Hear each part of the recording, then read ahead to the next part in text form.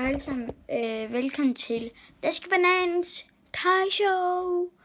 Så i dag skal vi lige kigge på lidt Pokémon-kort, jeg har købt.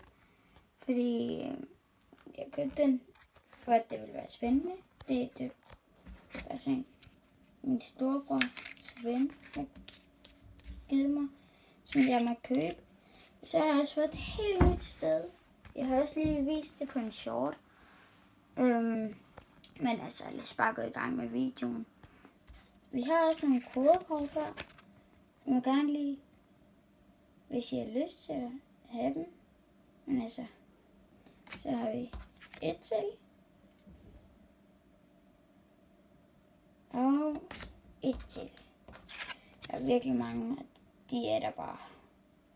Så jeg tænkte, jeg kunne lige så godt give det til jer. Men lad os gå i gang med videoen. Så vi starter lækkert ud med en smørkel. Så har vi en Pawpad, en Weakness Guard Energy, en sygt fed Pikachu. Jeg er i gang med at samle på Pikachus, så jeg tænkte, den her vil jeg gerne købe af ham. Så har jeg fået en græs-Pokémon, det kan jeg ikke læse.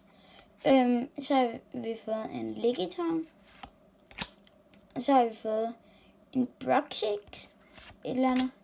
Og så har vi fået en Captivating Pokepuff. Så det var ikke så meget, men jeg tænker, at det var sjovt nok. Og vi har faktisk også en lille cute mønt her.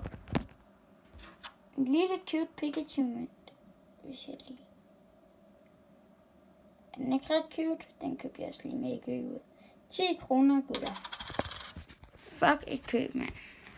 Nå, ja, vi ses bare i næste video. Hej.